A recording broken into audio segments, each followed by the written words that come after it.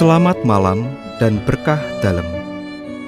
Saudara-saudari yang dikasihi Tuhan, selamat berjumpa kembali bersama kami, Penyuluh Agama Katolik, Kementerian Agama Kota Surakarta, bekerja sama dengan Radio Republik Indonesia Surakarta dalam acara Mimbar Agama Katolik.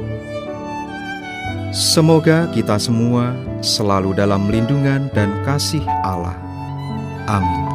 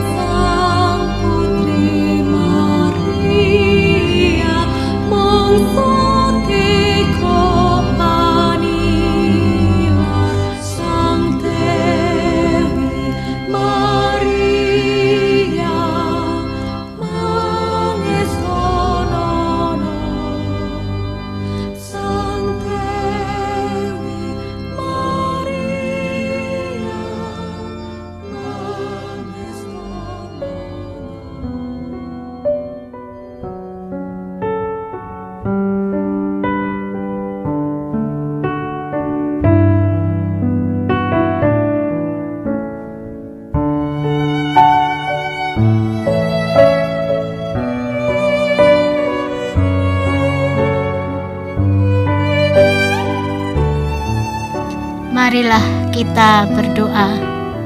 Dalam nama Bapa dan Putra dan Roh Kudus. Amin. Allah Bapa yang kekal dan kuasa, Tuhan yang kami puji dan kami sembah, kami bersyukur atas kesempatan indah yang Kau berikan kepada kami saat ini. Kami boleh menyapa saudara-saudari kami seiman dan sepengharapan dalam Yesus Putra-Mu, Tuhan kami. Dalam kesempatan yang baik ini, kami akan bersama-sama mendengarkan dan mendalami sabda dan warta sukacita keselamatan yang datang dari Engkau sendiri. Kami mohon rahmat pengampunan atas dosa-dosa kami, karena selama ini kami sering mengabaikan suara dan kehadiran-Mu, sering berjalan di jalan kami sendiri. Bersama Bunda Maria, teladan iman dan ketaatan, kami mohon terang Roh Kudus-Mu, agar kami mampu melaksanakan kehendak-Mu dalam hidup kami sehari-hari, dalam berbagai peristiwa, sebagaimana Bunda Maria yang selalu taat dan percaya pada kehendak-Mu. Demi Yesus Kristus, Tuhan dan Gembala kami. Amin. Dalam nama Bapa dan Putra dan Roh Kudus. Amin.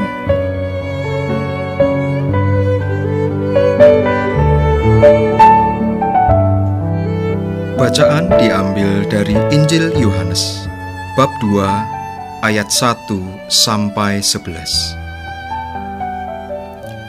Hal itu dibuat Yesus di Kana yang di Galilea, sebagai yang pertama dari tanda-tandanya. Pada waktu itu, ada pesta perkawinan di Kana yang di Galilea, dan ibu Yesus ada di situ. Yesus dan murid-muridnya diundang juga ke perkawinan itu. Ketika mereka kekurangan anggur, Maria berkata kepada Yesus, "Mereka kehabisan anggur." Kata Yesus kepada ibunya, "Mau apakah engkau daripadaku, Ibu? Saatku belum tiba." Tetapi ibu Yesus berkata kepada pelayan-pelayan, "Apa yang ia katakan kepadamu, buatlah." Di situ ada 6 tempayan yang disediakan untuk pembasuhan menurut adat orang Yahudi. Masing-masing isinya 2-3 buyung. Yesus berkata kepada pelayan-pelayan itu, "Isilah penuh tempayan-tempayan itu dengan air." Dan mereka pun mengisinya sampai penuh. Lalu kata Yesus kepada mereka, "Sekarang cedoklah dan bawalah kepada pemimpin pesta." Lalu mereka pun membawanya. Setelah pemimpin pesta itu mengecap air yang telah menjadi anggur itu, dan ia tidak tahu dari mana datangnya. Tetapi pelayan-pelayan yang mencedok air itu mengetahuinya. Ia memanggil mempelai laki-laki dan berkata kepadanya, "Setiap orang menghidangkan anggur yang baik dulu, dan sesudah orang puas minum, barulah yang kurang baik. Akan tetapi engkau menyimpan anggur yang baik sampai sekarang." Hal itu dibuat Yesus di Kana yang di Galilea, dan merupakan yang pertama dari tanda-tandanya. Dengan itu, Yesus telah menyatakan kemuliaannya, dan murid-muridnya percaya kepadanya. Demikianlah Injil Tuhan. Terpujilah Kristus.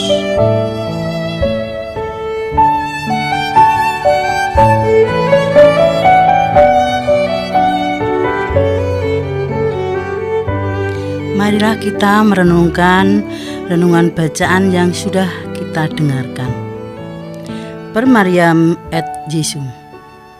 Salah satu bentuk pesta yang sering dihadiri oleh warga masyarakat adalah pesta perkawinan. Biasanya suatu pesta perkawinan dipersiapkan dari jauh hari sebelumnya. Harapan perayaan tersebut bisa berlangsung sesempurna mungkin dengan makanan dan minuman yang tersedia dan cukup. Semua famili dan kenalan yang sudah diundang bisa hadir. Tempat pesta yang baik dan sebaiknya. Pesta perkawinan menjadi suatu perayaan penting di dalam hidup yang umumnya dilaksanakan satu kali bagi mereka. Pesta perkawinan adalah suatu rahmat Allah yang dilimpahkan kepada suami dan istri dalam bentuk hidup berkeluarga. Dalam Injil Yohanes kali ini dikisahkan bahwa setelah menempuh perjalanan panjang dari Betania, lihat Yohanes bab 1 ayat 28, Yesus baru saja tiba di Galilea. Lihat Yohanes bab 1 ayat 43. Yesus kemudian menghadiri sebuah pesta pernikahan di Kana. Maria, ibu Yesus, turut hadir di sana. Ada dugaan bahwa Maria masih memiliki hubungan kerabat dengan keluarga yang mengadakan pesta pernikahan tersebut. Saat hidangan anggur habis, Maria datang kepada Yesus dan berkata, "Mereka kehabisan anggur." Bagi orang Yahudi, menyediakan anggur adalah suatu kewajiban, terlebih dalam pesta pernikahan. Tentunya situasi kehabisan anggur akan mempermalukan keluarga yang menyelenggarakan pesta di mata para tamu. Tuan rumah dan para pelayan tentu saja bingung dan khawatir akan merasa malu kepada para tamu karena mereka kehabisan anggur di tengah-tengah pesta. Namun, Yesus menunjukkan belas kasih-Nya kepada keluarga pemilik pesta. Belas kasih yang mengalahkan rencana awal saatnya mengatakan, "Saatku belum tiba." Maria percaya bahwa Yesus dapat membantu mereka keluar dari masalah dan kekhawatiran itu. Maria memerintahkan para pelayan, "Ikuti saja apa yang Yesus katakan kepada kalian." Dan mereka pun melakukan apa yang diperintahkan oleh Yesus.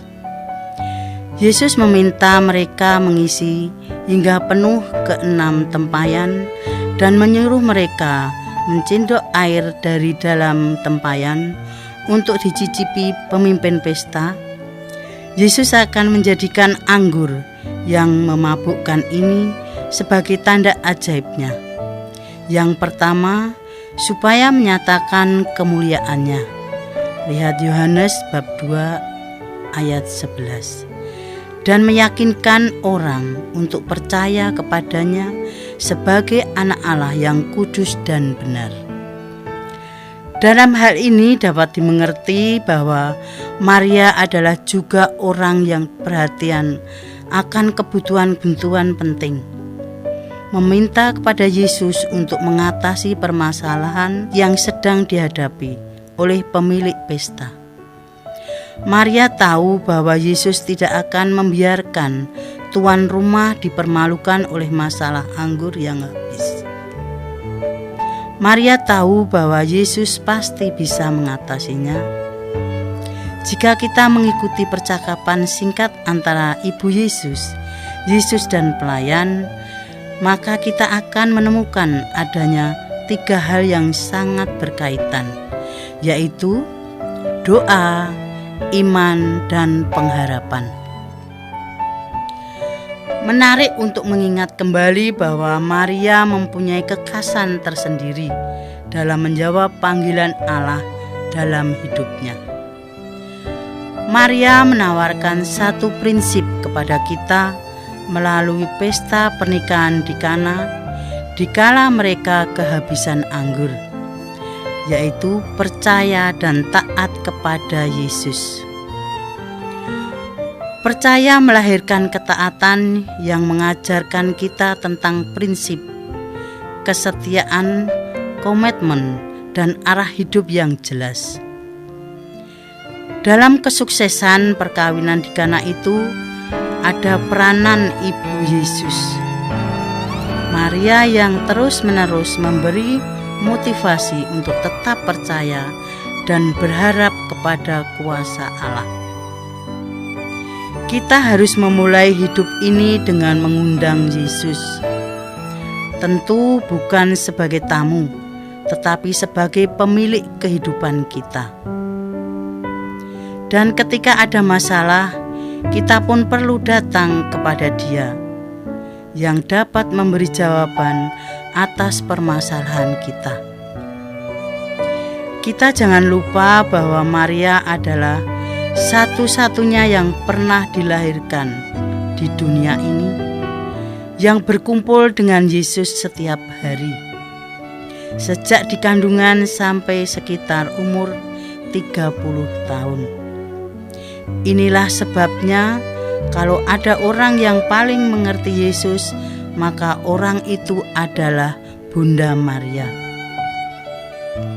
Mungkin kita bersama-sama dapat merenungkan bahwa jika kita yang mengklaim telah menerima Roh Kudus dapat mengerti ajaran Yesus dan apa yang dilakukan oleh Yesus, maka terlebih lagi Bunda Maria, Sang Mempelai Roh Kudus, hidup bersama-sama dengan Sang Sabda selama 30 tahun.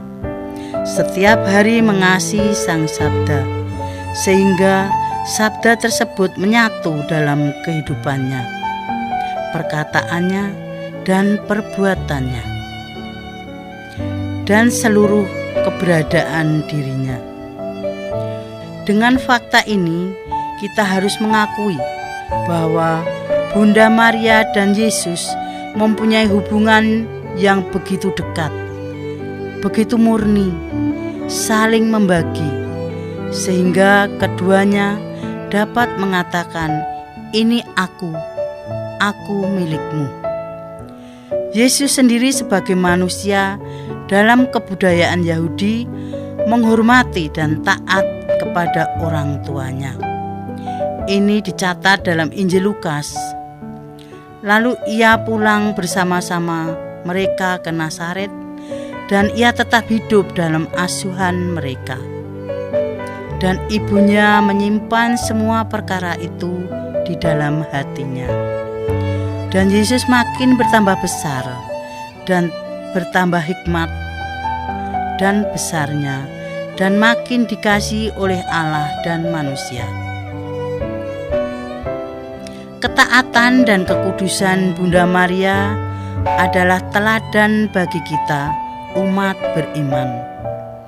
Maka demikianlah kita hendaknya dalam menghidupi doa dan iman serta pengharapan dalam hidup ini percaya bahwa bukan kehendak kita yang terjadi, melainkan kehendak Tuhanlah yang terjadi. Namun kehendak Tuhan yang terbaik dalam hidup kita hanya akan terjadi ketika kita mempunyai iman dan pengharapan akan kebaikan Tuhan. Amin.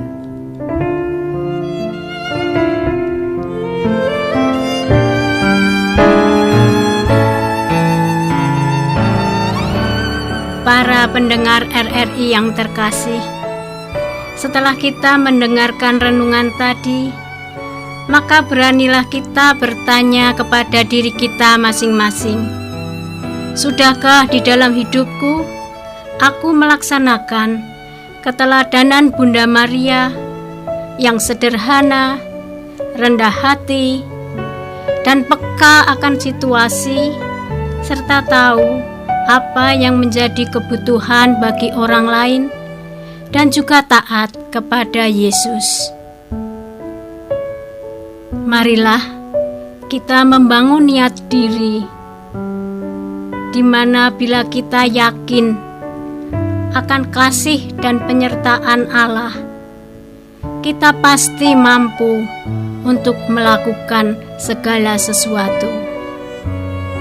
Marilah kita tak henti untuk berjuang, berkorban untuk orang lain, dan peka terhadap situasi di lingkungan kita.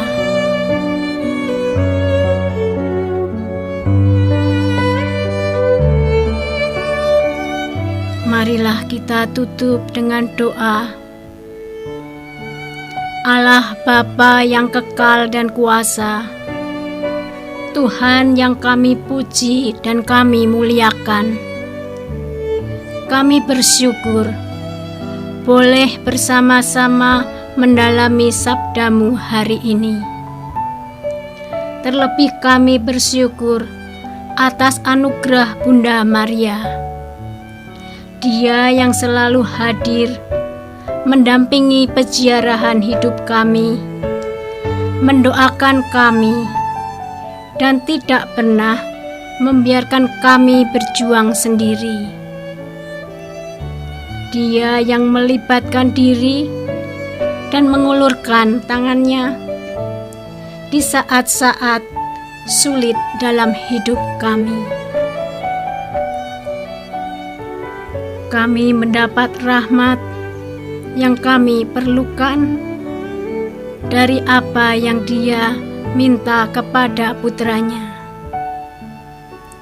Ajarilah kami agar mampu meneladani sikap hidup Bunda Maria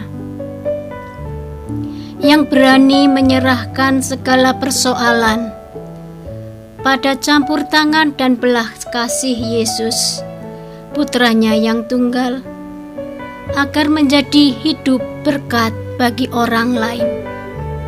Doa ini kami panjatkan dalam nama Tuhan Yesus Kristus, pengantara kami. Amin.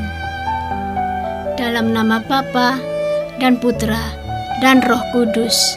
Amin.